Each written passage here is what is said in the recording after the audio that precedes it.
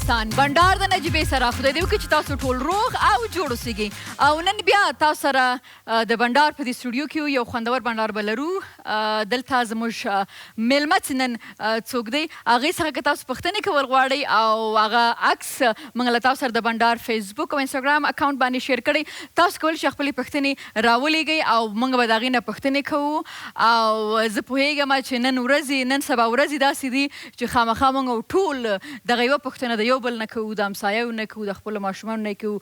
خلک چې پوهنتون ته ځي دا پوښتنه کوي، خوب کې ګوري چې آخر څوک به رئیس جمهور کیږي او د اخره دا نتیجه به کله اعلان کیږي. نو تاسو که غواړئ چې څوک زما میلمه دا سسپنس دی، تر څو که تاسو نه غواړئ چې انتظار وکړئ تر نیکسټ سیګمنټه پورې، نو کولی شئ د بندار فیسبوک یا انسټاګرام اکاونټ ته لاړ شئ او وګورئ چې نن زما میلمه څوک دی. ښه، امیدوارم در آشپزخانه خود. سلام یلدا جان. سلام نجیبه جان، خوش آمدید. خوب هستین؟ بخیر؟ تشکر، زنده باشید. خود خوب هستی؟ یک سلام به تمام بیننده عزیز. آرزو میکنم همیشه خوشحال و سرحال باشید. دوستای عزیز، من امشب شام خواستم به شما یک آشک آماده کنم. یک دفعه میریم نخلا میشه میبینیم، بعد از میریم سر ترستایش صحبت میکنیم.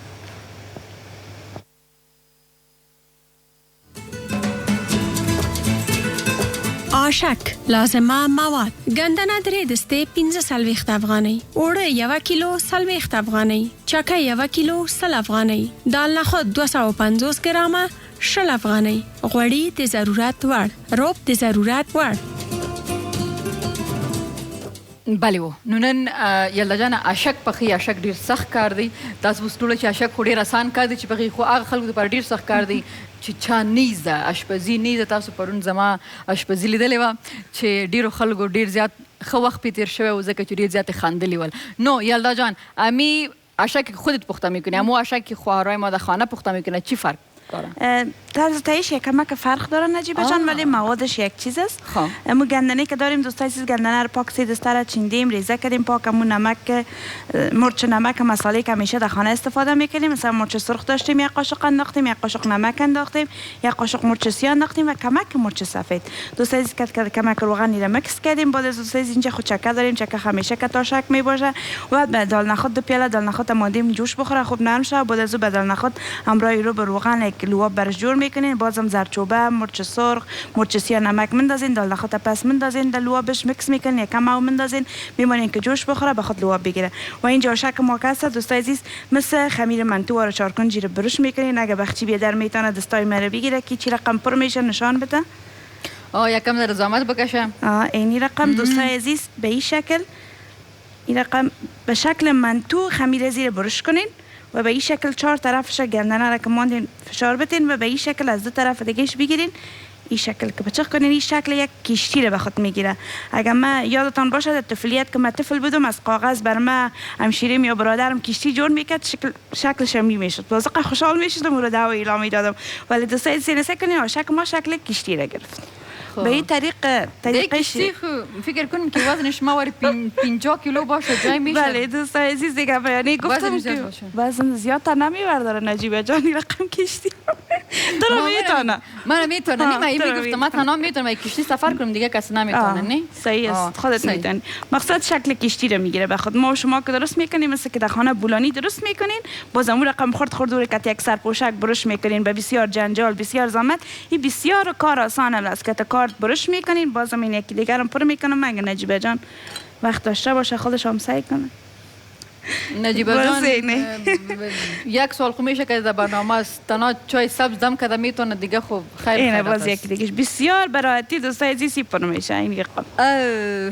اوکی، نو زه به د ایمیلز خواته ولاړه شم ځکه چې بیا زمونږ میلمه راشي، نو بیا پوښتنې او بندار دومره راګرم شي چې بیا من ستاسو ایمیلونه پاتې. سلام از طرف ما و مادر جانم، امیدوار هستم که ما مثل همیشه صحتمند و سرحال باشین. تشکر.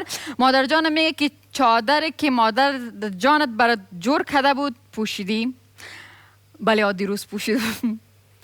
خوی خبر داره که مادر جانم نمیفهم 2 سال 3 سال پیش جور کرده بود، دیروز پوشیدم. و جاکت را که ما بافتم فکر کنم که یادت که بپوشی و عکس بگیری. میفهمم که خیلی مصروف هستی، اما اگر یک دفعه بپوشی و عکس بگیری حتما. نی از یادم نرفته. تشکر باز هم از ایمیلتون. محمد متین تشکر از ایمیلتون، از یادم نرفته. او برای جاکت بسیار برای من مهم است، برای من بسیار عزیز است. خب بزودی انشالله همین مصروفیت های کم ذره مریضی خوب شود، کم ذره مصروفیت ها کم شود. تیم ما برای من یاد بتین که جاکت ما بپوشم، عکس بگیرین و برایشان روان کنین. صحیح؟ خب او دین وروسته زما د بل ایمیل خواته سلام تقدیم میکنم. و علیکم سلام.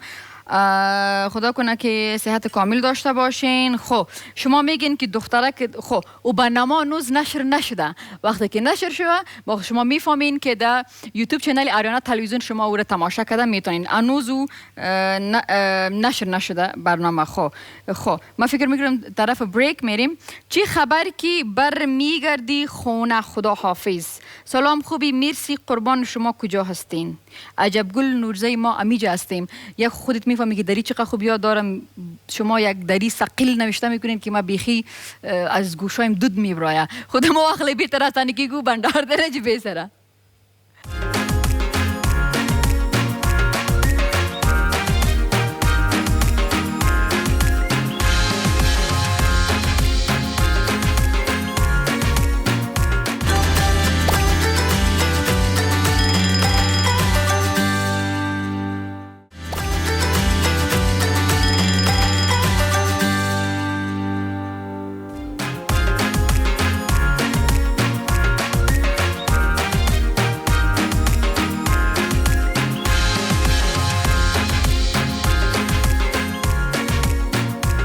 شراغلاس خبرونه بندار د نجبې سره.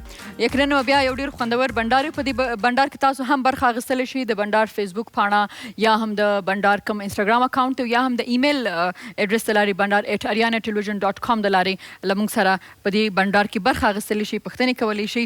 او د دې نه مخکې چې زه خپل میلمه ته شراغلاس وایم نو غواړم چې تاسو د بایوګرافي وګورئ او بیا زه بندار ته ادامه ورکړم.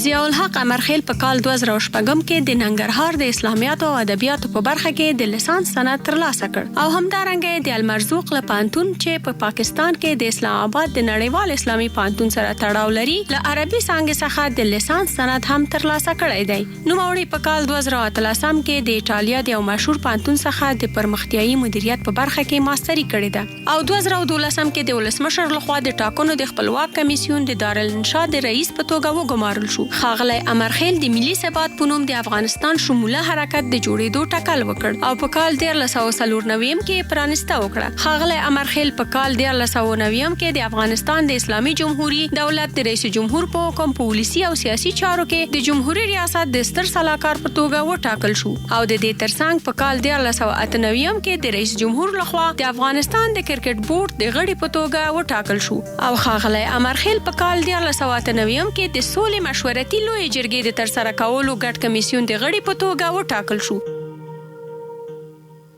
ډیر محترم امیرخیل صاحب شراغلاس بیا هم او ډیره مننه چې خبرونه ته راغلی او یقینا موږ ډیر ښایسته بندار تاسو سره لرو. خو دا راته وایي چې تاسو څو ودونه کړي دي؟ بسم الله الرحمن الرحیم.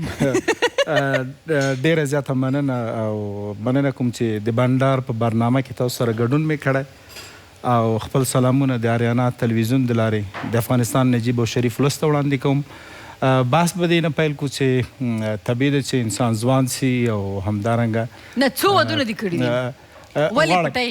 نه دا خو اوس ګوره کنه دا خو زما دا چې ما ته ستاسو بایوګرافي راغله هغه ما وکتله کنه نو ما خپل نوکونه هغلته تېره کړم دوی به راځي که به نه راځي پروګرام ته مې دا پوښتنه وکړم. دا پوښتنه مې ځکه وکړه چې دوی خپل یعنې شخصي معلومات زیاتره په هغې کې نه وو چې څو ورونه دي کم کال کې پیدا شوي. ما خو ویلي چې خلک ما ته وایي نجیبه خپل عمر پټوي خو نه ما یو بل ملګری هم پیدا شو. که زه پوه وای چې شخصي معلومات ته ضرورت ده چې په بایوګرافي کې وي نو ما به هم د فامیل هم د ورونو هم د خویندو هم د اولادونو هم د ماماګانو کاکاګانو ټول معلومات به مې د خسرونو د خواښې ټول به مې په هر صورت باندې ما یو واده کړی دی او شکر اولادونه لرم. صحیح ډېر ښه او همدارنګه څو ورونه هستئ تاسو؟ مونږ اووه ورونه یاست ماشاءالله او 9 خویندې ماشاءالله. نو خپله په څوم نمبر یې ټولو کې مشر یې که مند؟ زه د ورونو له هغه نه دوهم یم او په ټول هغه کې بیا دریم څلورم. صحیح ده. موږ تاسو بایوګرافي کې موږ کتل او تاسو د دنیایي تعلیم سره سره دینی تعلیم هم مدرسې کې مو هم درس ویلی ده. زما لپاره تعجب هغه دا و چې کله ما ستاسو شخصیت ته زه ګورم نو زموږ د نوي ځوانانو په ذهن کې دا خبره ده د څو کالو نه په نړۍ کې د بده مرغه داسې یو انګیزه ده چې کم کس چې مدرسې ته لاړ شي نو هغه بیا ځان وژنې کوي، هغه بیا خلک وژني د مذهب په نوم د اسلام په نوم. خو موږ خو د هغه مدرسې نه تاسو هم لرو، صحیح ده؟ نو دا څنګه دی؟ په دې غواړم چې تاسو نظر. ډېره مننه او ډېر جالبه پوښتنه ده. د دې نه معلومیږي نجیبې چې تا زما بایوګرافي او همدارنګه کافي تحقیق دې کړی ده زما په هکله باندې. ما واقعا په مدرسه کې درس ویلی ده او د هغې ویاړ لرم. هم مې د قرآن عظیم شان حفظ کړی، د هغې تر څنګ مې دینی درسونه هم ویلي دي تر یو حده پورې. کافي وخت مې مدرسه کې تیر کړ. دا د دې معنا نه لري چې یو څوک د مدرسه کې وخت تیر کړي، یو څوک د دینی درسونه وایي هغه د وژنه وکړي، هغه د قتل وکړي، هغه د چا چې ګیره نه وي نفرت دې نه وکړي، د ګیره نه وي، یا د مکتب نه نفرت وکړي، یا د لوڼو نه نفرت وکړي. دین همیش بحث دا نه ده. بدبختي زموږ د افغانانو په ټوله کې د مسلمانانو دا ده چې د دین نه کافي معلومات نه لري، دین په صحیح توګه باندې مطالعه کوي نه او همدارنګه عمل ورباندې نه کوي. زه غواړم همدلته لږ بحث وکړم چې زموږ یوازې دین په دې باندې تمرکز نه کوي چې ته د عبادت برخه، زموږ دین تمرکز په معاملاتو هم کوي، زموږ دین اخلاق هم ده، زموږ دین کې راک رواړکه هم ده. یعنی کیږي چې یو عالم ما یو کتاب کې لوستلی و، یو ډېر ښه بحث و، هغه دین په دریو برخو توضیح کړی چې هم معاملات، یو څوک چې په راک رواړکه کې په تجارت کې صادق نه وي دې ته مسلمان نه ویل کیږي. یا همدارنګه هغه د ښه عبادت کوي، د شپې د تهجد هم کوي، اما سهار پاڅېږي یو څوک وژني، یو چا سره ظلم کوي، یا ښه اخلاق نه لري، یا همدارنګه خپل همسایه سره ګزاره نه کوي، خپل فامیل سره ګزاره نه کوي، د خپل استاد احترام نه کوي، د یو مشر درناوی نه کوي، په یو کس سره شفقت نه کوي. نو زموږ دین د ټولو نه زیات تمرکز هم په اخلاقو کړی، هم په معاملاتو یې کړی او هم په عبادت باندې کړی ده. نو دا د دې معنا نه لري چې څوک په مدرسه کې وخت تېر کړي او دیني درسونه دې وایي هغه دې وژنه وکړي. بدبختانه موږ یوازې دین په ډېرو حالاتو کې د یو وسیلې په شکل استفاده ترې کوو او همدارنګه ناخبرۍ کې دا دین. امیر خیل صاحب دغه یوه وجه زه تاسو وایم که نه زه همیشه دا خبره کوم که نه چې زموږ دین ډېر د امن، د مینې، د سولې، د حوصلې مذهب دی که نه.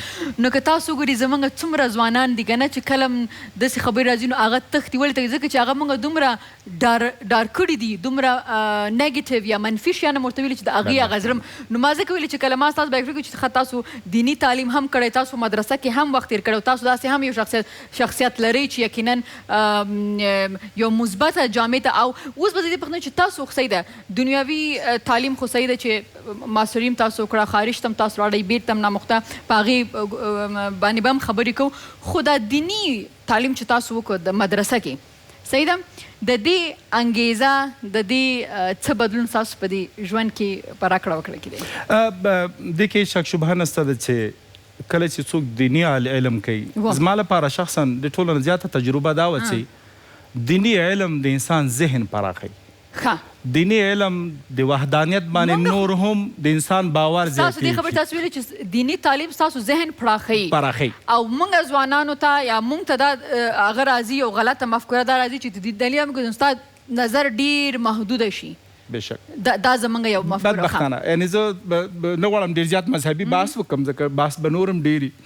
زه پروردګار په قرآن عظیم شان کې د یو آیات کې بحث کوي، هغه وایي چې وانزلنا الحدید فیه بأس شدید، یعنی ما دا اوسپنه نازل کړې او په دې کې ډېر غټ قوت ده. نو نن د دنیا څومره ټکنالوژي، که هغه تیاري دي، که هغه په بحر کې بیړۍ دي، که هغه اتوم بم ده، که هغه اسلحې دي، که هغه وسایل د جوړولو دي، که د ورانولو دي، ټول یو بحث په همدې یو آیات کې هغه کېږي چې هغه اوسپنه د پروردګار پکې قوت اچولی ده. نو کله چې څوک دیني علم وکړي، زه باور لرم چې او د هغې تر څنګه دنیایي علم وکړي نو بیا د دواړو په اهمیت ډېر پوهېږي او همدارنګه ذهن هم پراخېږي. نو زه به دا یو ادعا وکړم کله چې زه په مدرسه کې وم او د مدرسې نه وروسته په آیرن وخت کې کالج ته م تلم کالج کې مې هم درس ویلی نو یو سټوډنټ یو محصل یو متعلم بس یو شی حفظول یا یادول به مثلا په 2 ورځې کې ما تفاوت به دا و چې زما ذهن کافي ښه کار کول ځکه چې حفظ کې مې ډېر وخت تېر کړی نو هغه به مې ډېر په اسانۍ حفظول په اسانۍ به مې زده کېده په اسانۍ به مې ذهن کې کېناسته نو دیني علومو سره ذهن پراخیږي او همدارنګه د انسانیت تمرکز هم ډیر زیات د ور باندې اما بدبختی دار چې په د اخر کې وژل او قتل او همدارنګ ورانول منګه دا یو وخت په نظر کې نیول ما مخکې اداوري زم دلته لغواړم زه اصل کې مخکې زده چې تاسو انټرویوز ما وکړل مختلف چینلو سره کنه هغه په نور موضوعات دومره لګاو چې دې موضوع ته چې منګه خبر شو دینه منګه دینه خبر شو چې کم کس په مدرسه کې سبق هغه ډیر شایسته او خایسته او روشن فکر نو ډارېږي مدرسونه بهشکه نو زه غواړم چې ما هیڅ وخت په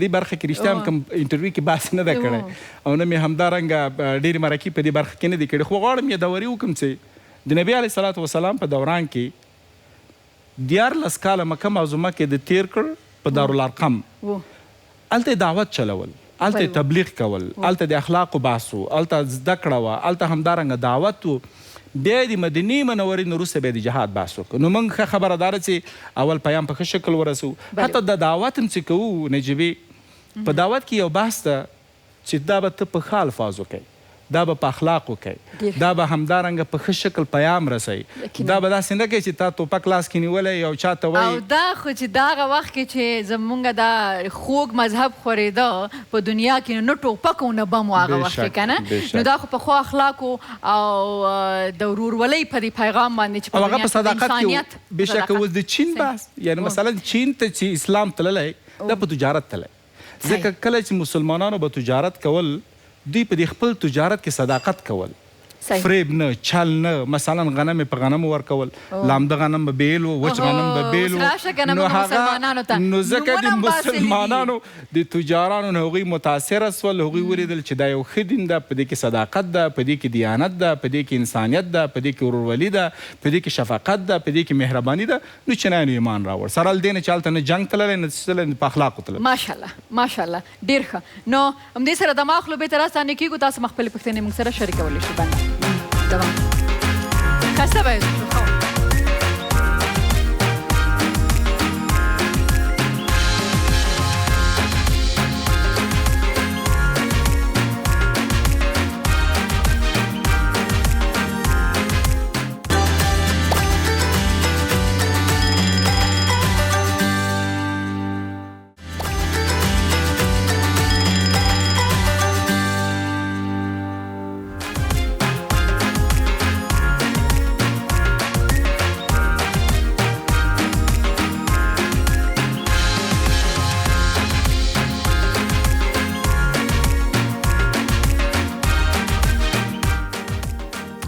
راغلاست خپرونه بنډار د نجیبې سره سوشل میډیا ته هم زما او د فیسبوک خواته د بنډار او انسټاګرام او ستاسو ایمیلز هم راځي صحیح د ایمیل هم راغلي ستاسو هغه به هم زه چې د خپرونه کې شاملوم که تاسو یو مهرباني وکړئ کله چې تاسو ایمیل رالیږئ دا به زه خپرونه کې شامل زما لپاره به اسانه دی چې هغه کوم ځای کې چې لیکلي که نه هغه سبجیکټ نو هغه که ولیکئ نو نور به ماته اسانه شي نو مخکې صاحب نورې پوښتنې هم له تاسو سره لرم خو دا وخت زموږ په خپرونه کې یوه لوبه ده یو بازي ده یو ګیم ده زه باید څه غږونه تاسو ته دلته پلی کومه نو زه ګورم چې تاسو یاداشت څومره مضبوطه دی فعلا د دې ټولو جنجالونو نه وروسته 100 کاله وړاندې پلی کې په هغې باندې به پوه نه سم ښه نو تاسو مالک زه دونه زړه یم 100 کاله وروسته ښه نو اوس ګورو چې څنګه کېږي صحیح ده چې کوم شخصیات غږونه تاسو پېژنئ که نه پېژنئ گر کمند آویز گردن را زنانه تو گرز نامت کی ندارم هم مخور اصلان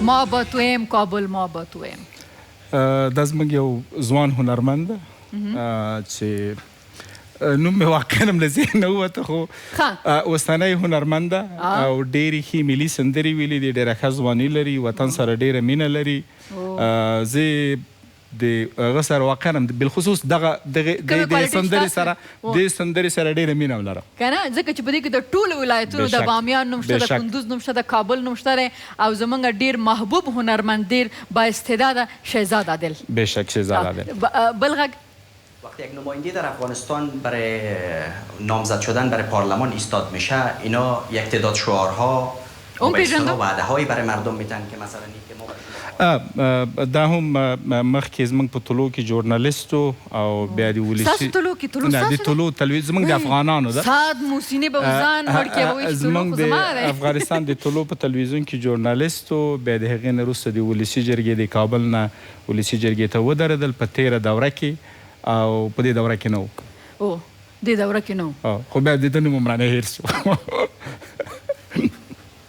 نه که دا که د نجونو غږ وي خو ما به ویلو چې څه فیملي مشکل دی دا سړو د ده دومره معلومات لري او نوم دی نه نو بس دا معنا دا لري چې زه د ده کارکردګي سیاوش زرتاش سیاوش نه اصلا سیاوش زرتاش هم نه زرتاش نه دی فکر کوم زرتاش سیاوش نه خو هغه تخلص سره زه اصلا بکتاس یو ګوره زرتاش نه ګوره نه د ما داسې ښکارېږي چې تاسو نه غوښته چې نوم یې واخلئ ما د قصد غلط بکتاش جان خو زما اما ښه بااستعداده ځوان ښه بل غږ حکومت وحدت ملی از دیدگاه من یک حکومت کاملا توهی شده است سپنتا صاحب خو پوره نوم یې چې دا کافي وخت نیسي که نه پوره نوم دادفر سپنتا یو دوه نومه نور هم رانه هېر شو نو اصلا څلور نومونه لري اوس پنتا صاحب د موږ وزیر خارجه و د کرزي صاحب په دوران کې کتاب چې لیکلی کتاب کې لږ مبالغه زما په حق کې کړې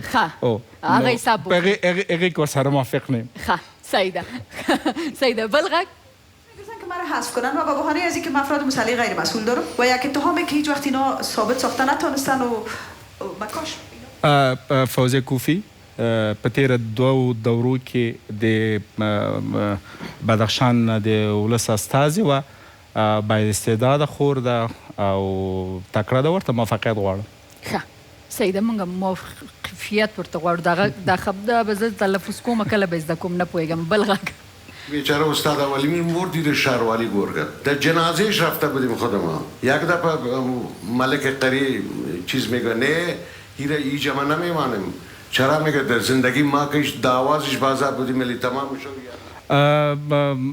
د سره اشنا نسم بدبختانه پوهېږم چې زموږ ښځینه درې سندرغاړو نوم راته واخله د مخکینیو که اوسنیو مخکینیو زما چې ډېره خوښېدله سندرې مې ډېرې خوښېږي هغه ګلنار بیګم وه سره له دې نه چې د کوزي پښتونخوا وه همدارنګه د زرڅانګه ډېر ښه په اوسنیو کې نغمه نغمه د خوښه ده او دا سړی غږ دې ونه پېژانده منګل صاحب منګل صاحب منګل صاحب خفه نشي بل غږ عالم خلاف تلویزیون نیستیم در وقت امارات اسلامی خلافش نبودیم در وقت دا خو د طالبانو په وخت کې دا د امر بالمعروف وزیر قلم الدین مولوي صاحب قلم الدین نیک انسان ده د لوګر ده نه اوس نیک ده ما مخکې هغه بحث نه ده کړی چې طالبانو وخت کې نه زه اوسنۍ خبره زه اوس بحث کوم که نه نو ما وایي مې راځئ چې یو بنډار ولرو وایي زه نجونو ته چې دن وایي خبرې نه کوم نو کور کې باید څنګه کوي لور سره خبرې نه کوي ښځې سره خبرې نه کوي نو خیر د لور په سترګه راته وګوره خور په سترګه راته د انګور په سترګه وګور د مور د انګور وایي داسې سخر مې چین بس لکه زه دې نه یم خوښه ژوندی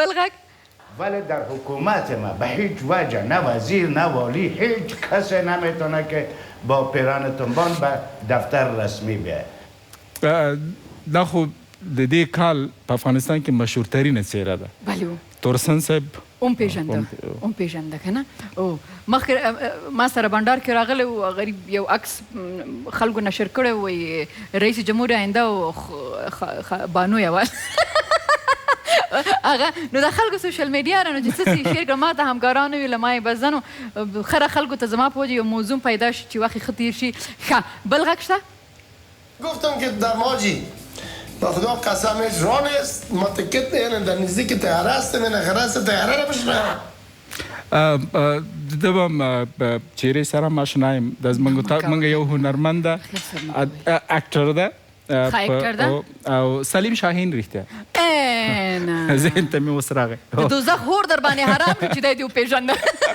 ډېره مننه سلیم شاهین تاسو له موږ سره یاستئ نورې پوښتنې هم لرم ستاسو پوښتنو ته به هم خپرونه کې ځای ورکوم دا خو د مله دماغ له بېرته راسانه کېږو بنډار د نجیبې سره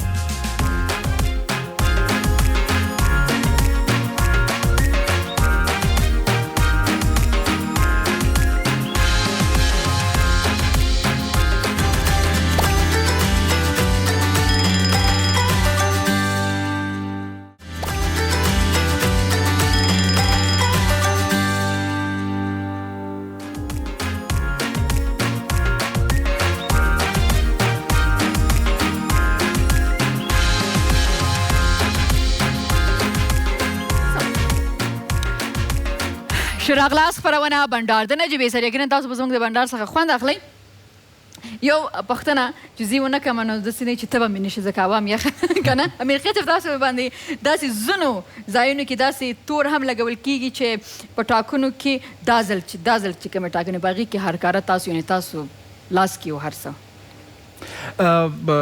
او که داسې نو ولاکه د سټوډیو نه رانوځي دلته به نتیجه اعلانوي دا څومره خبره رښتیا ده مننه یو څه به زه وایم یو بدبختي د افغانستان کې چې یو وخت کې په یو موقف باندې پاتې سوې کار دې وکړ اول ته کار هم سم وکړ عموما د ټاکنو کې یو مشکل دی چې ریاست جمهوري ته به ولاړې 20 نفره 15 نفره یو کامیابیږي او دا 19 بیا چغې وهي چې ما سره هغه مسؤلینو ظلم وکړ نو په 2014 کې ما سره هم دا وسو چې ولسمشر ډاکټر صاحب غني هم کاندید نماندو نور نماندان هم وو نو طبیعي ده چې ریاست جمهوري ته به یو نفر ځي نور به نه ځي نو هلته هم دا جنجال د اتهام په ما باندې ولګېده چې ما ولسمشر سره مرسته کړې او دې کې شک نه و چې ما په یو برخه کې مرسته کړې وه چې د ولس ارادې ته مې درناوی کړی او همدارنګه د رایو نه مې حفاظت کړی بیا نو هغه ټاکنې دویم دور کې چې کله ترسره سوي جنجال سو د جنجال په نتیجه کې د ډاکټر صاحب عبدالله غوښتنه دا وه چې دا باید استعفا وکړي یا نه وي تر څو چې دا په دې اداره کې موږ دا نتیجه نه منو موږ نه منو نو ما لازم وګڼله چې په ما باندې دا مشکل حل کیږي نو موږ سیاستمداران او ځوانان او افغانان تحصیل کرده د ملک لپاره باید دا قرباني ورکړو داسې ونه کړو چې هر ولایت ته ځو هر ځای ته ځو لکه ځینې زموږ رهبرانو چې وکړ چې هماغه چوکۍ ځان پورې کلکه تړلي خوشي کوي نه نو ما بیا دندې نه استعفا وکړه نو اوس هم ځینې خلک دا فکر کوي بحث کوي چې ما څه وخت مخکې د یو سیاستمدار مرکه واورېدله چې اوس هم امرخیل کارونه په لاس کې نیولي نو مطلق دا ځل زه د ټاکنو خپلواک کمیسیون په کارونو کې داخل یم نو ولې بیا خلک تاسو نه پوهېږم کیدای شي هماغه فکر کوي چې 2014 کې د کړي اوس هم په لاس کې دي خو اوس ما په لاس کې نه دي اوس نوی کمیسیون ده او نوې رهبري د هغوی کارونه یو ډېر شخصي پوښتنه ده په افغانستان کې ما ولیده چې اکثرا خاوندان چې یا میړه چې هغه د خپلې کورودان نمبر چې دی هغه د قمندان صاحب په نوم باندې سیف کړي تاسو هم داسې کار کړی قمندان صاحب دی که نه نه ما یې نوم لیکلی ښه صحیح ده نو د قمندان سره ما د کابل قمندان راشو هغه شخصیت سره بیا ولیدل یا لیدلی دي د هغې هغه هم نجیبې جانې یو جنجال په 2014 کې پیدا سو چې هغه د یو کاندید حمایه کوله بیا وروسته زه فکر کوم چې وروسته بیا قبول هم کړه چې نه زه هغه برحقه نه و بیا قبوله کړه ځکه چې مرکه معذرت مو غوښته لیدله مې نه ده خو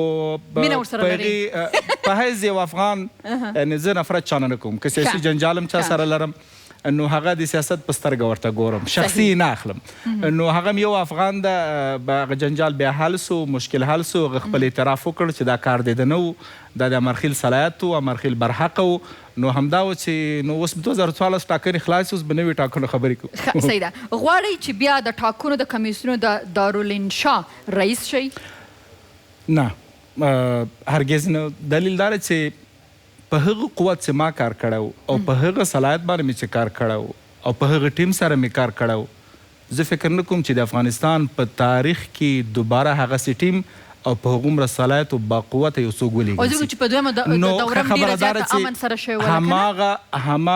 هماغه دوره کفایت کوي دویم داره چې ما په خپل وخت کې د دې مدیریت معنا داره چې اعظمي کوشش مې د دې وکړ چې ښه مدیریت وکړم دویم دور د ټاکنو کې امن موجود و په خپل وخت مو ترسره کړې بهترین تخنیکي لوجستیکي بالکل په ټول افغانستان کې موږ د یو نفر تلفات نه درلودل په خپل وخت مو اعلان کړو بل دا چې جرأت مو د دې وکړ دا اوس د ټاکنو خپلواک کمیسیون د افغانستان ولس د دې توقع لري چې فرمایشو ته منتظر نسی. دوی نسی کولی چې 18 کاندیدان خوشحاله کړي، دوی نسی کولی چې د 18 کاندیدانو غوښتنې ومني، دوی نسی کولی چې د 18 کاندیدانو ته قناعت ورکړي. یو چا رایه نه ده وړې، رایه نه ده وړې ته څنګه کوې چې هره ورځ هغه ته وایي چې تا رایه نه ده وړې، په صندوق کې رایه نشته ده او رئیس جمهور یو نفر کېږي. نو زه به یو ټوکه ورسره وکړم، ښه خبره دا ده چې هماغه زما په قدم باندې قدم کېږدي او نتیجه زر اعلان کړي، جرأت د دې وکړي، مقاومت د دې وکړي او فرمایشو ته منتظر نسی. فرمایشي پروګرام خو نه ده چې دوی به فرمایشونه کوي. دا د ولس رایه ده، ولس رایې ته باید درناوی وسي. صحیح ده. دا چې کوم سوال لیکلی شو خدای وکړي چې دا دغسې ووایم، صادقانه راته ووایي چې د ټاکنو د فرهنګ له دویدو څومره لرې یو؟ زه بدبختانه به ووایم په افغانستان کې ولس مشکل نه لري نجیبې. ولس په هرو ټاکنو کې راوته رایه ورکړې ده. زموږ د ټولو نه غټ مشکل چې ده د سیاستمدارانو ده. موږ واقعي سیاستمداران نه لرو، موږ قوي احزاب نه لرو. زموږ سیاستمداران چې دي هغوی د خپلو ګټو په خاطر باندې حتی ملک قربانوي، ولس قربانوي، د ولس ارادې ته احترام نه کوي، د امنیتي ارګانونو ارادې ته احترام نه کوي. نو یوازینی غټ مشکل چې دا ده موږ قوي احزاب نه لرو. زه هیله مند یم د دې ځوان پوښتنې ته مې سم جواب ویلی چې کله قوي احزاب ولرو، د افغانستان شمول احزاب ولرو او د ولس له منځه راټوکېدلي احزاب ولرو، زه باور لرم چې ټاکنې به نورې هم پخیږي، کلکیږي او همدارنګه افغانستان شموله کیږي به. اما د ټاکنو نه بله لار نه لرو او دې لار ته باید ادامه ورکړو، بهبود پکې راوړو. صحیح، ډېر ښه. همدې سره ځمه د ایمیل خواته غواړم چې خپرونه کې یو ایمیل شامل کم. خو اوکی. سلام نجیب جان، برای شما مهمان گرامی شما جناب امیرخیل صاحب فهیم هستم از ولایت ننگرهار. سوال من از جناب امیرخیل صاحب این از جایگاه موقف شما در موقف شما اوکی در حکومت آینده، یعنی در تیم دولت ساز چیست و خواهد چی بود؟ مننه فهیم جان. کور آباد اصلا زما لپاره موقف ارزش نه لري. هغه څه چې ما لپاره ارزش لري هغه ولس ده، هغه څه چې ارزش لري هغه افغانستان ده. نو ځکه په نظام کې موقف ولرم که ونه لرم، 4 کاله مې هم موقف نه لرم. په منځ کې وقفه کې زه د یو د هغو ځوانانو څخه وم چې د نظام ډېر کلک حامي یم. زه د ډیموکراسۍ حامي یم، زه د دغه بنسټونو حامي یم چې کوم موجود دي. نو که زه موقف ولرم که ونه لرم، زه به د نظام کلک حمایت کوم، د ولسواکۍ حمایت به کوم او د افغانانو تر څنګ به پاتې کېږم. مهم دا نه ده چې موقف وي که نه وي په نوي نظام کې. صحیح ده. بل ایمیل موږ ته رالیږلی دی عبدالرحیم نبیزی د مزار شریف څخه، وایي چې خپل احترامونه تاسو ستاسو ګران میلمه ته وړاندې کوم. زما پوښتنه دا ده چې محترم امیرخیل صاحب ته ژوند څه معنا لري؟ ژوند څه معنا لري؟ ژوند څه معنا لري؟ ډېره سخته پوښتنه هم کړې ده او ډېره اسانه پوښتنه هم کړې ده. ژوند اصلا خدمت ته وایي. ژوند د نورو نه ازارولو ته وایي. ژوند نورو ته ښېګڼه رسولو ته وایي. نو که یو څوک غواړي چې ښه ژوند وکړي، معنا دا ده چې نورو ته د ښېګڼه ورسوي، نورو ته د درناوی احترام وکړي، د نورو عزت دې وکړي او د نورو لاسنیوی دې وکړي. زه باور لرم که دغه اوصاف څوک په نظر کې ونیسي هغه به بهترین ژوند لري. صحیح ده. اخري د دې سیګمنټ اخري 2 دقیقې دویم چې زر ځوابونه راکړي. صحیح ده. نو زه به تاسو ته 2 اپشن درکوم چې تاسو به زر راته وایي 50 ثانیو کې. کرکټ یا فوټبال؟ کرکټ. ښه. فوزیه کوفی یا هیلې ارشاد؟ یو انتخاب کوم؟ هیلې ارشاد. اوکی. ښه. نو اوس دی څه شی؟ د لاندې پلاو که د لاندې شوروا؟ پلاو. ښه. اوږده ویښتان یا لنډ ویښتان؟ د کوم ځای؟ د سر. د سر؟ ما لکه ګیره یاده که نه څوک. نو د سر اوږده. تور یا سپین؟ په ځوانۍ کې تور او په زړتوب کې سپین. زه به تاسو ته اوس چې دی زر نومونه اخلم، تاسو به د هغې دپاره یو لفظ. افغانستان. یو ویاړ، افتخار. اسدالله خالد. یو ښه عسکر. شهید ډاکټر نجیب.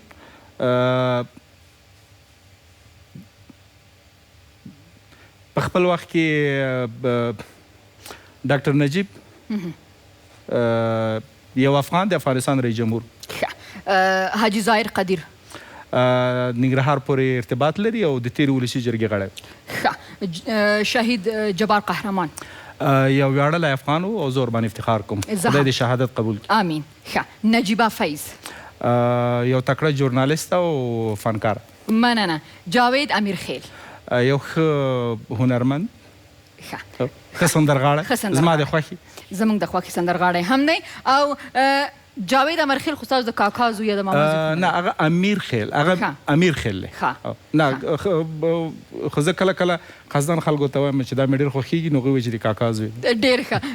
نو دغه سندرې مې ډېرې خوښېږي. زموږ هم ډېر زیات خوښېږي او شخصیت هم ډېر ښه شخصیت دی، سندرې هم همیشه. او اوس د پلار یو سندره مخکې ورځو کې ویلې ده، که تاسو نه یې اورېدلې هغه واورئ، واقعا ډېره ښایسته سندره ده. هغه د وطن یو سندره سږ کال یې ویلې وه چې غنی افغانستان څنګه کېږي، ډېره ښکلې سندره. یو د امان الله خان سندره، غازي امان الله خان، ډېره ښکلې. یقینا جاوید امیرخیل زموږ د افغانستان ډېر ښایسته هنرمند. دماغ لو بیرته راستانه کېږو بنډار د نجبې سره.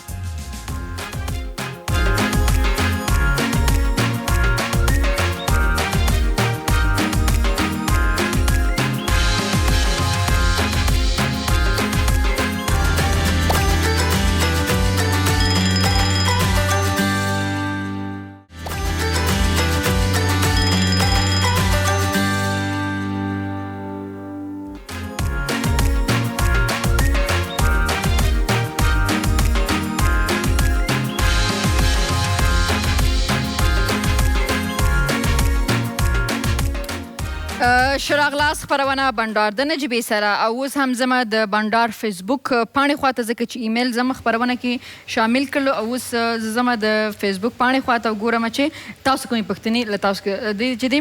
فیض احمد علیزی لیکلی سلام خدمت شما نجیبه جان، تشکر از برنامه خوب شما. از آقای امیرخیل بپرسید که از کدام ولایت هست؟ ډېره مننه. زه خپل هم سلامونه ورته وړاندې کوم. کېدای شي ډېر افغانان د دې سره اشنا نه وي چې زه د کوم ولایت نه یم. ډېر افغانان فکر کوي چې زه د مشرقي یم، څوک وایي چې د میدان وردګو ده، څوک وایي د لوګر ده، د ننګرهار دی که نه. اما زه د افغانستان یو ډېر تاریخي ولایت او چې یو تاریخ لري، ځانګړتیاوې لري، او درد یې هم لیدلی ده چې هغه د بامیانو ولایت ده. زه د بامیانو ولایت یم، هلته مې تولد سوی ده او د هغې سره ارتباط لرم او ویاړم، افتخار کوم، د افغانستان په هر ګوټ باندې افتخار کوم. اما په دې ویاړم چې زه د بامیان ولایت پر ارتباط لرم. ډېر ښه. بیا هم دلته رحیم عظیمي امیرخیل لیکلي دي سلام نجیبه توړی. توړی ښه. وعلیکم زویه. ښه. وایي چې امیرخیل صاحب نه وپوښتئ چې د رئیس جمهور د تګ په اړه چې بګرام ته د ټرمپ لیدو ته ورغی څه دی؟ باګرام د افغانستان یوه برخه ده. صحیح ده. او څومره چې زه ولسمشر پیژنم، رئیس صاحب پیژنم، رئیس صاحب همیش د افغانستان د بهبود لپاره تصمیم نیسي. صحیح. نو دا یو د هغه تصامیمو څخه و چې هلته لاړو. باګرام کوم بل ملک نه ده، باګرام د افغانستان یوه برخه ده او هلته د امریکې رئیس جمهور سره ولیده. دا فرق نه کوي که یو رئیس جمهور د افغانستان په هر ځای کې چا سره ګوري. او دا داسې نه ده چې یوازې ولسمشر غني په باګرام کې ولیدل. موږ په تیره کې هم زموږ تیر ولسمشر جناب کرزی صاحب چې زه ورته ډېر درناوی لرم او ویاړم، افتخار کوم چې هغه سره مې کار کړی ده، هغوی هم تللي وو. د هغې تر څنګه همدغه نړیوال دي. چا سره لیدلي وو هغلته؟ هغوی هلته دوه رئیس جمهورانو سره لیدلي وو او د هغې تر څنګه یې ځینې نور لوړپوړو سره هم لیدلي وو. خو څه چې غواړم یادوري وکړم هغه دا ده چې افغانستان یو غریب فقیر ملک ده. همدغه نړیوال دي چې زموږ د امنیتي ارګانونو مالي تکافو کوي یا مرسته کوي، ملک سره مرسته کوي. نو رئیس جمهور یو ښه تصمیم نیولی د افغانستان د آیندې په خاطر دا ښه تصمیم نیولی چې هلته لاړ شي. صحیح. یو اجازه راکړئ، د ستاسو خبر د افغانستان چې یو مظلومه یا داسې یو هیواد دی چې موږ له مرستې ته یا د خلکو دوستۍ ته تعلق ته ضرورت لرو. په دې ځای کې زه یو بل سم ایډ کړم او هغه دا کومه که موږ دې ته وګورو چې نه اکثرا خلک دا وایي دا دیوځي دا دیوځي، موږ خپل منځ کې جوړ راځو. نو تاریخ د دې خبرې ګواری چې په کعبه کې په قرآن شریف باندې قسمونه او وعدې وشولې څه جوړ. زه فکر کوم چې هماغه دی چې نن زموږ وطن. زه به یو بل شی اضافه کړم تا د خبرو په تایید باندې نجیبې. بهترین سیاستمدار هغه ده چې هغه احساساتي تصمیم ونه نیسي. بهترین د کورنۍ مشر هغه ده چې هغه احساساتي تصمیم ونه نیسي، او بهترین د یو نهاد و حرکت مشر دار احساساتي. زه په دې باور لرم چې د ولسمشر غرور ماته معلوم ده، پښتونولي ماته معلوم ده. هر تصمیم چې نیولی د افغانستان په خاطر نیولی او د افغانستان د راتلونکي په خاطر، او زه 100% ورسره موافق یم. بهترین او په عین وخت کې هغه زما لپاره ویاړ ده د په حیث یو افغان بغیر له دې نه چې زه نظام د افغانستان کې کار کوم که نه کوم هغه سپیچ یا هغه بیانه چې د وړاندې کړه هغه د ټولو افغانانو لپاره افتخار. ډېر ښه. اوس ستاسو نه زه بله پوښتنه لرم او هغه دا ده چې لږ موږ دې ته راځو که نه نو موږ اکثرا وایو چې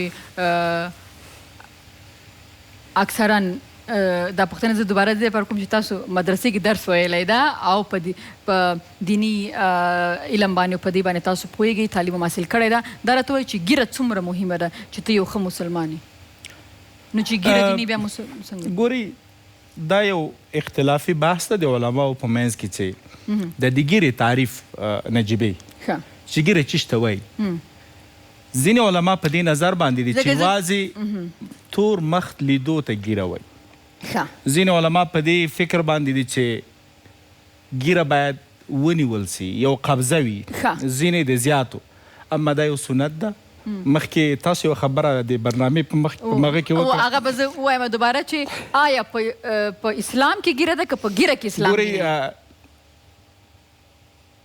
ګیره په ګیره کې اسلام نه ده ګیره د اسلام یا د دین یو برخه ده یعنی یو سنت د نبوي ده دا د دې معنا نه لري چې هر ګیرور د مسلمان وي او هر بېګیري خدای نخواسته هغه د کافر نو ګیره سنت نبوي ده څوک چې پرېږدي ډېر ښه کار ده زه یې ستایم اما څوک چې نه پرېږدي دا د دې معنا نه لري چې خدای نخواسته د هغه څخه نفرت وکړو یا یې بېاحترامي وکړو یا یې درناوی ونه کړو یا د هغه په مسلمانۍ کې شک یا هغه په مسلمانۍ کې شک وګڼو هرګز نه زه ډېر علما د دنیا کې پېژنم چې بهترین د دنیا ټاپ ترین علما دي ډېر اثرات پرېښي دي اما هغوی ګیره نه لرودله ګیره ډېره وړه ساتلې وه اما داسې خلک هم پېژنم چې ګیره پرېښي ده اما قتل کوي نو موږ به دا دین پورې ډېر نه هغه تړو اخلاق یو بل بحث ته او همدارنګه صحیح مخکې یو زموږ لیدونکي پوښتنه کړې وه چې مثلا دا باګرام ته د رئیس جمهور صاحب تګ او په هغې باندې ستاسو خبرې نو سوشل میډیا کې یا خلکو که دا داسې بده خبره نه ده او دا خود بدیزم پوهېږم تاسو هم پوهېږي ټول پوهېږي چې باګرام هم د افغانستان برخه ده نو بیا ولې دومره غبرګون یا ولې خلکو دې ته ډېر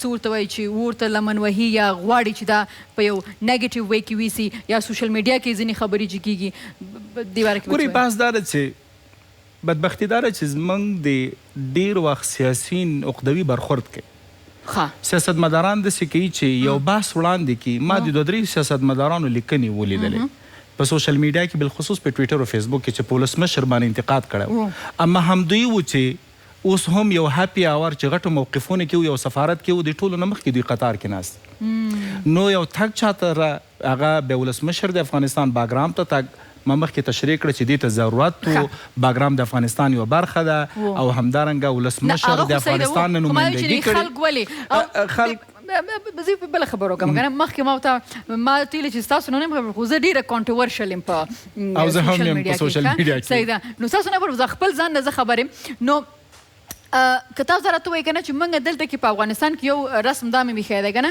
زه زر په خلکو باندې د ایجنټانو نومونه ټاپیم ډېر زر که نه ځکه چې موږ ته لاس باندې څه رانشي ما ته ډېر خلک وایي چې دا د افغانستان نه ده نو زه هغې ته وایم چې وروره زموږ د هغه کسان چې هغه رئیس جمهور او رهبران پاتې شوي دي د دې هیواد د هغوی سره چې د بل وطن آی ډي کارډ یا پاسپورټونه هغه تاسو په سوشل میډیا هلته زموږ د ورزشکارانو چې دي د هغوی په یوټیوب لاړ شئ نو نیوز کې به وګورئ چې هغوی سره د کوم وطن آی ډي کارډ اوس د افغانستان نیشنالټي اخیستې خو خبره دا ده چې که زما وایي نو دا تاسو دومره ښه خلک چې دا به اوس نه وراوتي زه نه لرم خو دا ټاپي ولې خلک باندې لګېږي دا بدبختي دا ده چې یو د سیواج د تعلیم کچې بحث ده او دوهم دا ده چې افغانستان په د آخرو 40 کلونو کې د استخباراتي جنګونو قرباني ده مثلا زما په هکله باندې یو وخت کې یو فوټو ما ولیدل چې مجاهدینو د دوران د جهاد په دوران کې چې زه 4 کلن زما یو عکس د پاکستان د استخباراتي مشر په هغه وخت کې جنرال حمید ګل دوی اچوله نو هر د سوشل میډیا کې ډېر ښکته پورته کېږي نو یو ورځ مې د افغانستان یو مهم سیاستمدار ده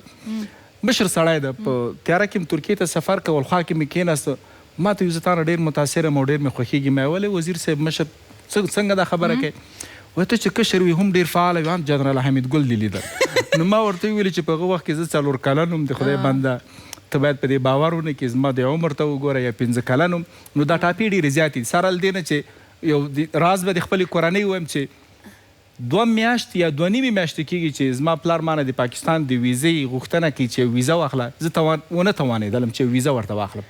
نو کله چې یوه ویزه خپلې کورنۍ ته نسي اخیستلی او ټوله سوشل میډیا چې وګورې او دا خو حمید ګل سره و دا خو فلاني سره و دا ایسای سره ده او سره دې نه چې همغه ټول چې دا ټاپې لګوي چې ګوري بیا به ډېر تارونه غځولي او همغه ممالک سره د ټول نه وړاندې به دوی نسي. اګزیکټلي حقیقت دغه دی. نو خدای ډېره زیاته مننه. خیر اوسې کور دې ودان او خدای دې موږ ته توفیق راکړي چې موږ ښه کړه وړو کړو چې زموږ د کړو وړو ته او زموږ د نیتونو ته خدای ګوره په موږ رحم وکړي او دا وطن جوړ شي. ډېره مننه د راتګ څخه دی. نو په لوی الله مو سپارم ښه شپه ولرئ. د الله په امان. خیر